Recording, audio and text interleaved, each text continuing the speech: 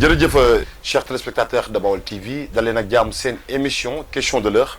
tey tamit aujourd'hui encore on a le plaisir de recevoir sur ce numéro Cheikh Bamba Diouf un consultant un ami et frère Cheikh Bamba salaamaaleykum naka nga def. waaleykum salaam ñu ngi lay sant di la gërëm ci invitation bi. di nuyu mbokki internet yi di nuyu mbokk yi nga xamante ni ñu ngi suivre yëpp via Baol Times. mbokk yi comme ni ñu ko waxee seen émission question de l'heure te nag yaakaar naa ne ñuy war a wax ci ay points yu bëri yoo xamante ni mooy maanaam ramasser de l'actualité et vraiment du mois bi nga xamante ni moom la ñu génn yi ci gën a fës bokk ci côté politique bi ñu war a wax ci li nga xamante ni mooy le dialogue national bi nga xamante ni vraiment instant bi ça fait le débat de tous les journaux bu génnee ci dialogue boobu yaakaar naa ne war nañoo waxtaan Cheikh Bamba Diouf sur les questions d'actualité politique au niveau de la région de Diourbel avant bi ñu xoolaat yeneen question dégg nañ ko fii en même temps sociétal tamit muy médecins yi asafla pharmaciens yi maanaam xeex bi nga xamante ni moom lañ jugteer ci li nga xamante ni mooy faux médicaments yi Cheikh Bamba première question bi yaakaar naa ne la ñuy njëkk a waxtaanee première question bi mooy dialogue national bi yow ban jàngat nga ci def est-ce que dialogue bi am na njëriñ ou non parce que wax ji bëri na ci loolu. jërëjëf Mor Sène jërëjëf mbokk yi également c'est vrai que question bi c'est une question très pertinente et opportune dama naan dialogue bi kenn ku ne am nga ci sa gis-gis ñi nga xamante ni bii ñu ngi ci nguur gi ak ñi nga xamante ni bii ñu ngi ci kujje politique gi noonu lañ ko mën a waxee mais dialogue bi ñun jàngat bi ñu ci mën a def mooy bala nga xamante ne bii dialogue bi est-ce que dialogue bu sérieux la man noonu laa ko war a wooyee wala dialogue boo xamante ne bii c'est un dialogue politique parce que ñaar yëpp mën naa am. pour nga xam ko force nga xam jeexital gi mooy ñu dem ba conclusion ñu dem ba nga gis ne liñ dialogué woon liñ tënkoon ci TRDR yi liñ tënkoon ci kayit yi ñi ngi koy vraiment mettre en œuvre ñu ngi koy mettre en action vraiment ñu ngi koy teg ci table ji su boobaa dañ ci mën a am un aperçu très clair parce que kenn ku ne yaa ngi wax ñii nee nan dialogue bi war naa am ñii na dialogue bi waroon naa am bu yàgg avant tey ñii ànd ci ñii ànduñu ci de toute façon le président de la république son excellence monsieur Macky Sall woote na ñu bëri wuy si nañ ko mais am na ay ñenn ñoo xamante ne bii demaguñu indi na coow lu bëri dialogue bi lan la mën a indi lan moo tax mu di ko woote force ñu bàyyi xel population bi parce que loolu daf ci am solo ñoom kéem ku fa dem ci turu askan wi ngay wax parce que ñoom moom ñu Sénégal quoi qu'on dise du opposition bi du Macky Sall ñoom moom réew mi Sénégal yëpp ñoo ko moom tey suñu wootee lépp loo xamante ne bii tënk nañ ko fa wax nañ ko fa. war na mën a leer ci bopp Sénégal yi yëpp parce que presse baa ngi fi presse écrite presse parlée lépp ngi fi donc nit ñi warta nekk kumpa ci ñoom bañ xam ne képp kuy dem da ngaa dem sa akulaay taala nga xam ne lii njariñu Sénégal la wala lii du njariñu Sénégal la parce que waruñu ñoo wanteer wala ñu ñoo tayle li may njëkk a wax mooy su fekkee ne ñoom def nañ dialogue seen biir ba mu jeex suñ defee dialogue seen biir ba mu jeex te Sénégalais yi xamuñu si dara wala dañ ciy déggandeem rek mooy échoué nañ ko première chose à faire mooy la communication il faut que les Sénégalais sachent les tenants et les aboutissants du dialogue loolu moom mooy li ci ba ci kam kenn ku ne xam sama leader wala ki ma faral wala li ma yaakaar ca lam nekk dëgg la wala du dëgg léegi nag dialogue bi dëgg la wala du dëgg dina ko doxe wala du ko doxe moom jeexital gi moo ci am solo lan mooy jeexital gi mooy suñu tënkee li ñu tënk ci kayit ba waa Sénégal gépp na gongo ñu xool nag ba xam dinañ ko doxal wala duñ ko doxal ndax politique dafa bëri ay mbir ñii nee nañ politique la ñii na dëgg la léegi nag dañuy xaar wànneen fu muy mujjee kii gëtëm. kon daal lu ñu ci mën a jàpp war nañoo jàpp ne ça doit être dans l'intérêt vraiment des Sénégalais. ci tënk yow loolu nga ko mën a jàppe daal. waaw su nee dialogue national mooy kaa leen ñu woo def ndëpp xool Sénégal nan la ñuy def ba mu avancé donc ki ko wax nag ginnaaw yow amoo baati maanaam xamoo li xew suba tamit yow da ngay dem wujju ko man loolu laa gëm soo ko wujjee nag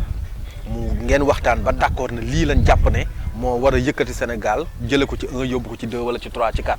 ba ngeen tënk ko ba d'accord ci su ko doxalee nag lillahi alhamdu li mu waroon lépp def na ko te noonu la war a def su ko doxul nag ñu xam ne ay galgal la woon mais pour le moment kenn mënu ci sori. mbokk yi yaakaar naa ne premier ponk bu njëkk bi ki nga xamante ne nii mooy Cheikh Bamba Diouf nekk un ami un frère un consultant en même temps vraiment ci biir boîte bi nga xamante ne mooy Baol Times li mu ci wax ju leer la li ci ëpp njëriñ yëpp moo nekk ci intérêt sénégalais yi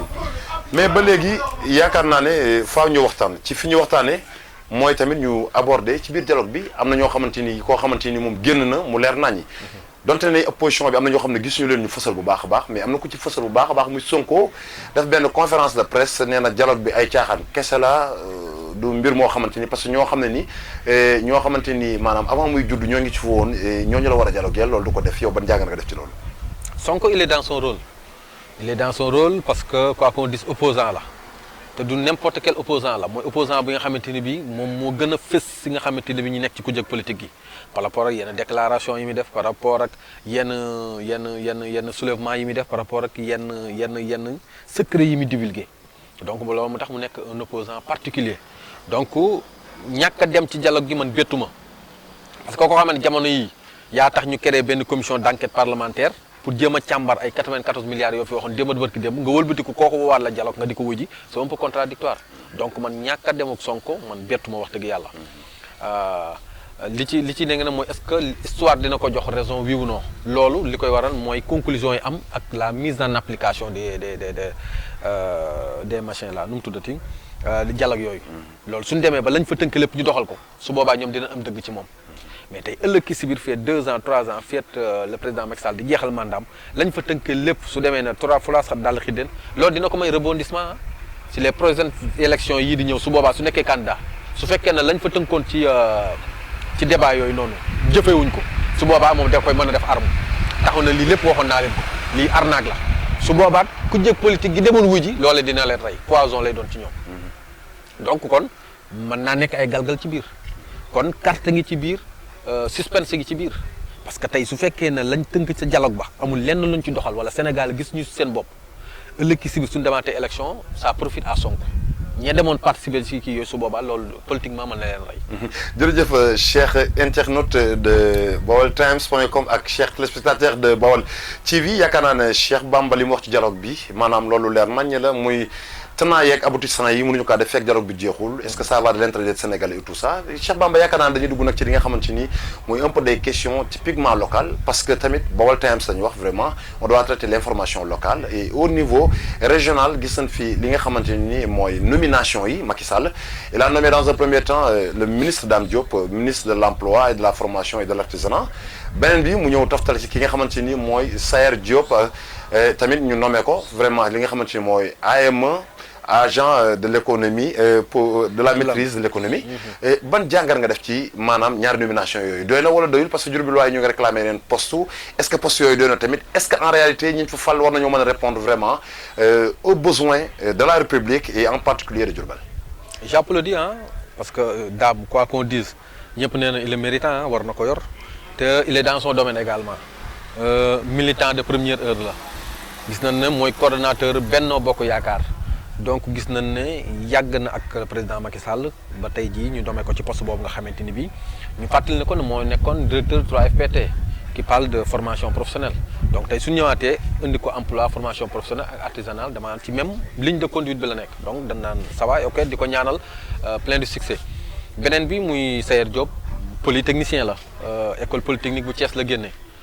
nekkoon ci domaine kérosène nekkoon ci lu bëree bëri donc moom it suñ ko yóbbu pour la maîtrise de l'électricité defe naa yóbbu nañ ko ci poste bi ñu ko war a yóbbu mais dafa am foo xamante ne bi du mu fi ànd ak waa Njaareem wala du mu fi ànd ak ñi ci ëpp ci Sénégalais yi ci vision yooyu ci koo xamante ne bi jàpp nga ne Sénégal moo la ñor ay non Njaareem war na noo jot lu ëpp loolu non lii doyul war nañoo amaat ay DG war nañoo amaat ay ministre man gëm ma loolu li ma gëm mooy les hommes qu'il faut à la place qu'il faut. right man right place quoi. yes su fekkoon ne ministre yëpp ñi fi dàq jàng Ndakaaru lañ jël nañ jël waa Ndakaaru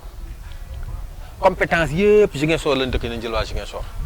mais su fekkee ne ay njaareem ñaar gisuñu seen bopp ci ministre yi gisuñu si DG yi gisuñu si nomination yi su yàggee day nekk partage ab séddoo lay ne te am réew jafe naa ne kenn du ko séddoo dañ koy waxtaane ñu xool les hommes qu'il faut à la place qu'il faut ñu dugal leen fa mais kenn du séddoo am réew moo tax man loolu en tant que chroniqueur en tant que nit koo xamante ne bi jàpp naa ne wax ñu ngi may bu ma waxee ñu dégg ma man vision boobu du ma ko am gis-gis boobu du ma ko am ay njaareem non dañ ko non parce que tey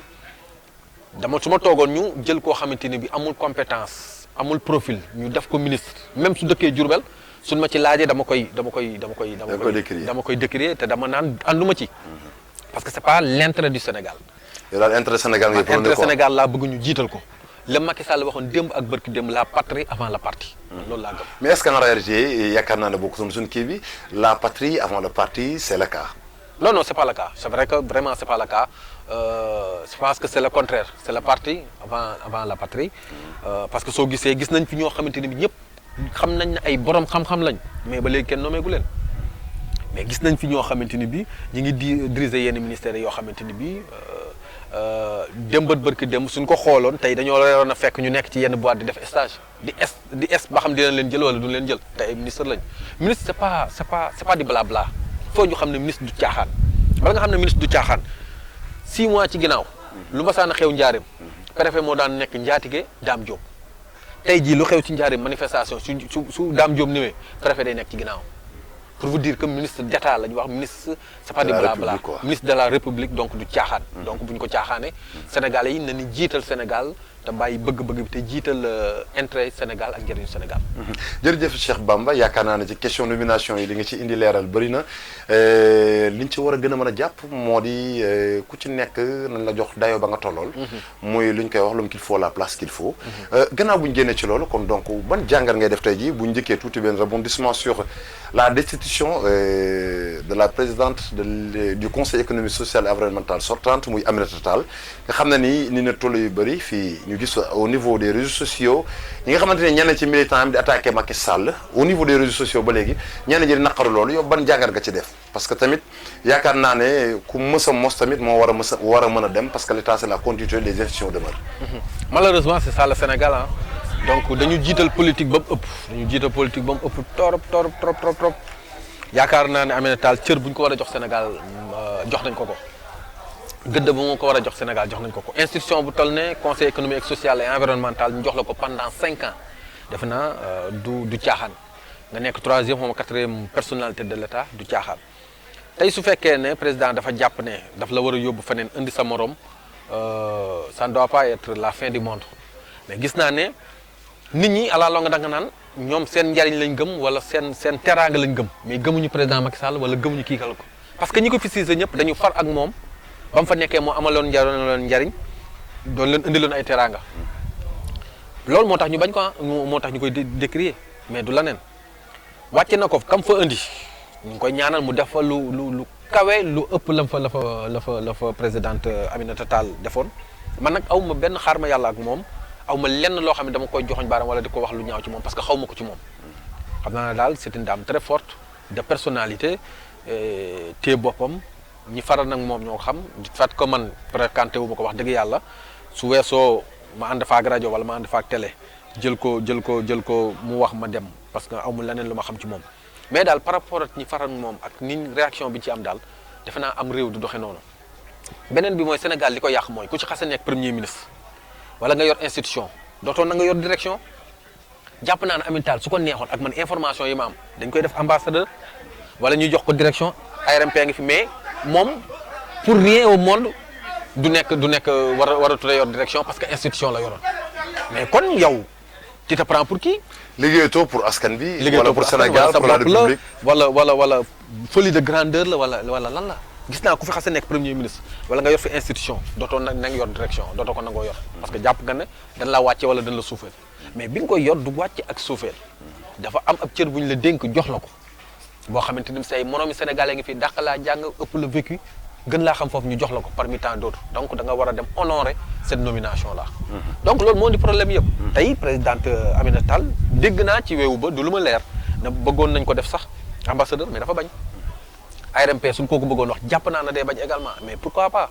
war na mën a jóge fii dem fii. kon nag donc yaakaar naa ne yéen a ko déggandoo yéen ñi nga xamante ni yéen suñu téléspectateur Baol TV wax ji leer na yaakaar naa ne kuñ mënti fal ak kuñ mënti tabbu ak président bi fi mënti nekk ak ñi mu fi teg intérêt national bi la ñu war a doxee yaakaar naa ne foofu la ñuy boucler waaye duñ jëm sans ñu laal question locale yi nga xam ne dañ naan report dañ koy reporter ak duñ ko reporter est-ce que tamit ñun bi nga xamante ni moo ci gën a essentiel fii ñu war la kaa laaj mooy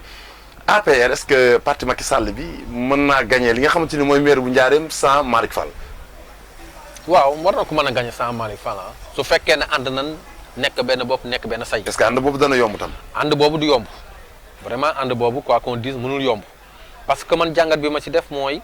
même ñoom suñu àndee ku mel na Sayer Diop jàpp naa ne day détaché wu. parce que loolu la ñu wane woon ci élection yi ñu jóge muy élection présidentielle. voilà c'était prévisible jàpp naa ne quoi donc. parti bii di Benno Bokk Yaakaar laay wax sax du ma wax APR parce que ñoom toujours ci Benno Bokk Yaakaar la. duñ ko investir. man nañ ko boole ci liste bi mais duñ ko investir en tant que tête de liste. est-ce que soxna Aminata Tall dina gis loolu est-ce que du ko détaché la woo est-ce que duñ ànd mu samp ndëndëm su boobaa détaché wu na am na ñeneen ñoo xamante ni bii ak dernier mandat bi président Macky Sall nekk ñoom it suñu leen investirul est-ce que duñ dem bari ba bàyyi kiiwu beri seen langul bopp loolu nag suñ ko defee dañuy affaiblir mais nag APR bi ñuy wuyoo APR yëpp Diourbel ni ñu àndee woon si présidentielle bi suñ ko àndee tey jiital ma kenn ñi si des topp ci ginnaawam njaarim kenn mënu leen koo tee jël leen bàyyi xel na nag Macky Malick Fall bi muy gagné njaarim moom kese moo ko gagné woon loolu la nit ñi wax coalition la woon moog réew mi la woon moog PDS la woon ak yeneen mouvement ak ay mouvement waaw donc mouvement yooyu nekkatuñ fa gëmatuma ne dina àndaat ak PDS gëmatuma dina àndaat ak mairie donc kon APR suñu booloo nekk benn dank kenn waru leen a mën a téye jël njaareem mais est-ce que dinañ ànd c'est là la grande question. ok mbokk yi yaakaar naa ne Cheikh internaute de baoltimes.com ak Cheikh téléspectateur de Baol TV suñu émission question de l'heure tey jii bi ñu àndoon nag Cheikh Bamba fii lañ koy yemalee ndaxte suñu temps dañoo dab Cheikh Bamba lan ngay tëjee fi mu ne li nga xamante ni mooy émission bi. waaw di la sant di la gërëm ci initiative bi ak qualité gi nga am wooñu pour ñu waxtaane les questions de l'heure ñu waxee nag suñu xalaat ak notre modeste expérience def naa ci lañ waxee jéem a def analyse parce que analyse liñ ci jot a jàng mooy defuñu ko pour nit kontaan mais defuñu ko pour nit mer dañuy bëgg a nekk ci digg bi wax li ñu xam ak suñu modeste expérience pour nit ñi jariñu si pour nit ñi jariñu si ñu wax comme ni ñu koy waxee li ci jub